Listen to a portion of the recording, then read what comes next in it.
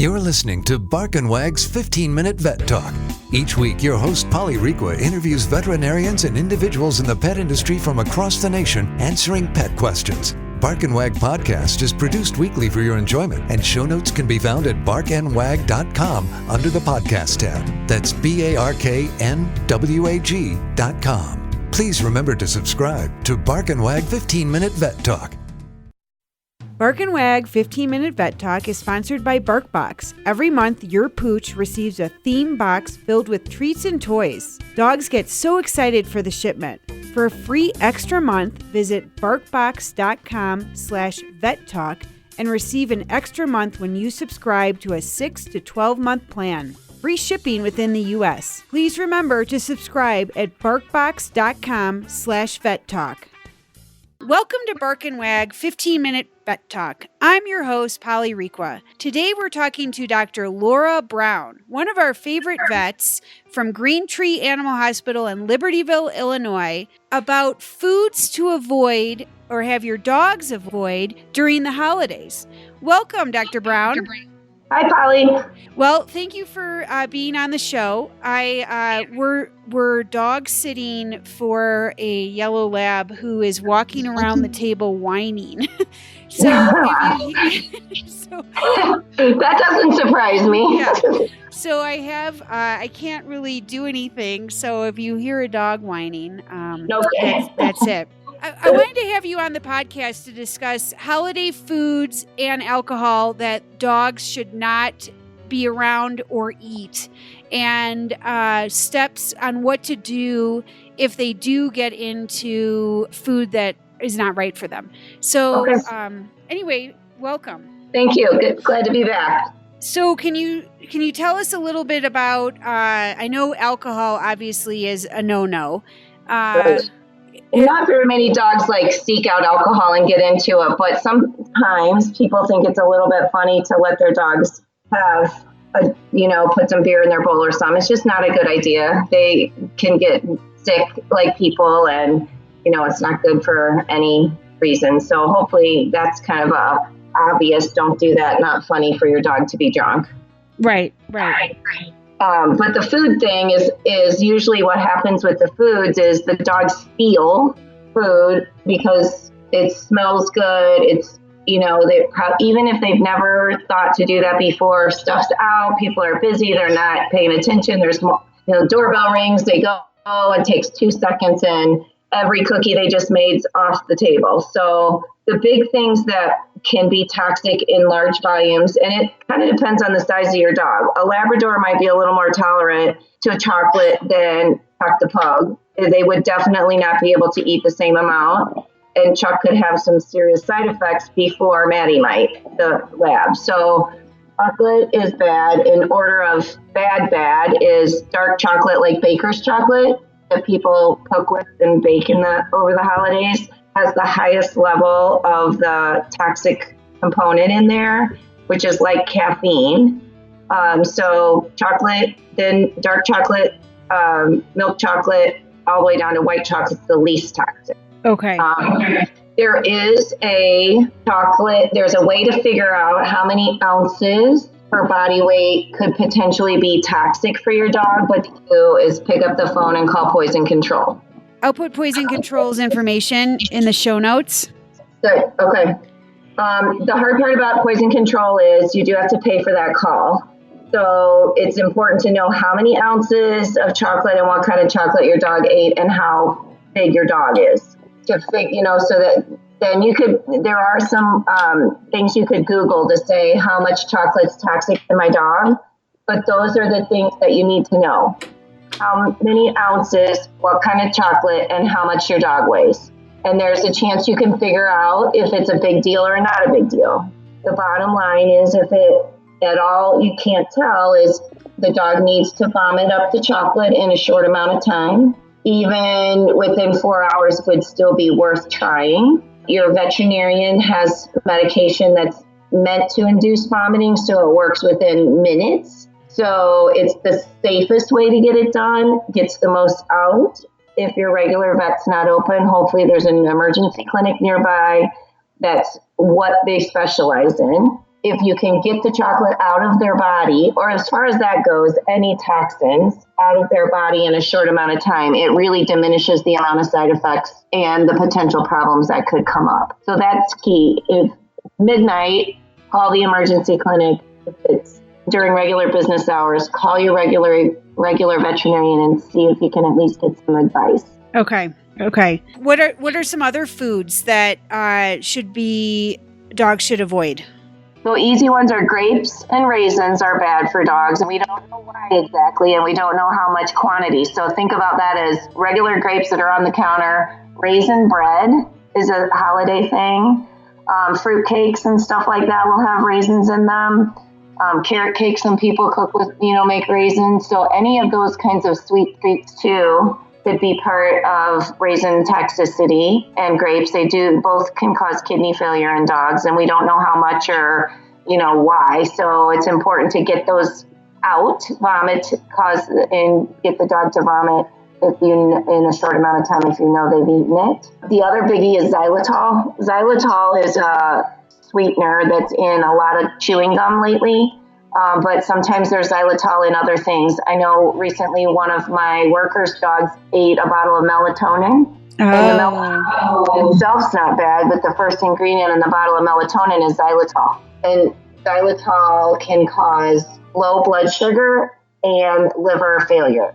Causes the liver to die. So that dog got hospitalized for 3 or 4 days. After they made it vomit, it had to stay on IV fluids and liver protectants, and she made it, but she was a pretty sick little dog for a few days. Oh, poor thing. Yeah. This is Polly Requa, host of Bark and Wag 15-Minute Vet Talk, and this episode is sponsored by BarkBox. What is BarkBox? BarkBox is a delivery of 4 to 6 natural treats and super fun toys curated around a surprise theme each month. My 2 dogs love it when BarkBox arrives. They go nuts. All of the treats are made in the United States or Canada. BarkBox offers free shipping in the United States, and if your dog loves something, check out barkshop.com to easily find it again. For a free extra month of this great product, visit barkbox.com/barkvet when you subscribe to a 6 or 12-month plan. What about salty foods? That's a big holiday treat for humans. Yeah, chips and pretzels and stuff like that in teeny tiny quantities are not going to be a big deal. You'll get in trouble with salt when it gets to be a large volume. So probably the most common thing that I can think of is sometimes people make homemade Play-Doh, and it has a ton of salt in it. Regular Play-Doh does too, I think. But depending on how much salt they get, or even I don't think a dog would do this, but what if you had a container of salt in the garage that you used to melt the snow and ice? Yeah. And they ate it, that would be lots of salt. It causes brain swelling and they become neurologic. They get really, really thirsty, but then it messes up their electrolytes with the sodium ratio, and it causes swelling and brain edema. They become neurologic. They can seizure and they can die. That's a bad one too. So a little bit thirsty is okay. A lot of it thirsty and acting dopey is not good. Okay. And what about yeast dough as people are making bread? Yep, that's a bad one too, because yeast expands in the dog's belly and can cause a bloat situation.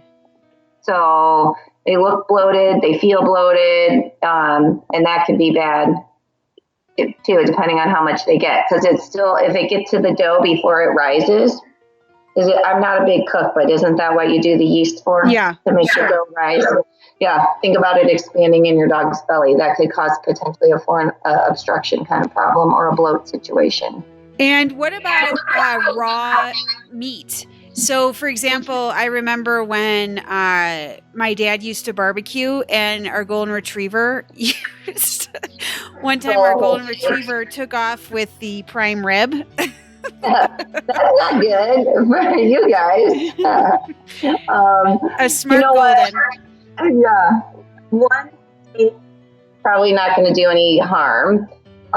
There is a big trend out there now to feed raw food to dogs. Not a fan of for me because it has bacteria in it, and then so you don't eat raw meat because of the bacteria, salmonella, Clostridium, all of that stuff. Dogs can have that problem too. They're not wild dogs that were genetically reproduced to survive. They're, dogs that we pick and choose how to breed them, and we make them look like certain breeds, so that decreases their normal wildlife survival mode.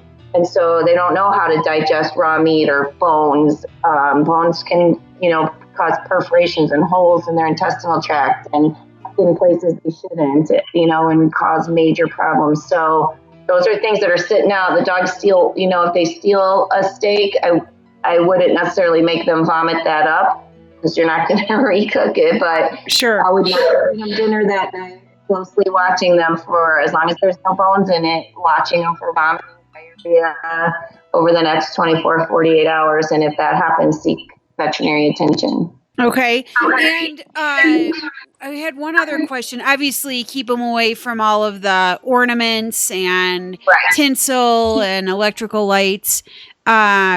But I had one good question regarding the nuts and things that people leave out. In small quantities aren't a big deal, but macadamia nuts can be toxic in large quantities. Almonds, cashews, all of those are just cause a pretty bad bellyache if they got a whole bunch of them. Those are common things. Some dogs like to chew on, like the Christmas tree and stuff like that. It will cause, those kinds of things will cause a bellyache. Definitely, definitely gastric irritation like that. Swallowing foreign bodies and gets, tinsel, ornaments, homemade ornaments. Sometimes, there's old ornaments on the tree that somebody baked or made, dogs will go right in there and take that stuff off, especially if you have a new puppy that's never seen a Christmas tree before. You got to be careful with that sort of stuff. What if you're in a remote area and you have to make your dog get sick? Do you use peroxide? That's one time you could use peroxide. That is a possibility. You got to be careful with peroxide though, because it can cause irritation of the stomach lining and worst case scenario cause like a gastric ulcer. But there is, and that's online as well. People can Google how much peroxide to give to my dog because it's based on body weight. Okay. But I would say as a rule of thumb for a Labrador-sized dog, I would not give more than 2 tablespoons. And usually to get peroxide down, it's nice to just put the peroxide on a slice of bread versus having to squirt it down their throat. But some people try and squirt it down with a turkey baster. Oh my gosh. Yeah, but it's hard to get it in them. And the other thing about peroxide is it doesn't always work unless it's fresh. It has to be bubbly. Okay. So if your peroxide's been in the cupboard for 2 years, it's probably not going to make your dog vomit. Okay. Once again, I would call your regular veterinarian first. We will sometimes advise people to do peroxide over the phone because we have the record. We know how much the dog weighs. We know their history. And if they can't get in, they're don't have a car, they're far from us, we will do that, but I would caution people to ask their veterinarian first and help get an appropriate dose because it's really based on body weight. The other thing too is it's important. It helps dogs to vomit if there's food in their tummy. So that's why the bread's kind of nice because then it puts a little something in there. If they just ate a bag of Hershey's Kisses and they had breakfast 6 hours before, sometimes what I do before I make them vomit is hand them a handful of treats and then give them the injection for vomiting, and then that helps everything get out better. Okay. Well, thank you very much for being on the podcast, and we look forward to having you back. Thank you very much. Have a great, safe, and happy Thanksgiving. Thanks, you too. Thank you for listening to Bark and Wag's 15-Minute Vet Talk. If you like what you just heard, we hope you'll pass along our web address, www.barkandwag.com, to your friends and other pet owners. Have a pressing question for a veterinarian? Ask your question at barkandwag.com under the podcast tab. This has been a KFR production. Join us next time for another edition of Bark and Wag's 15-Minute Vet Talk.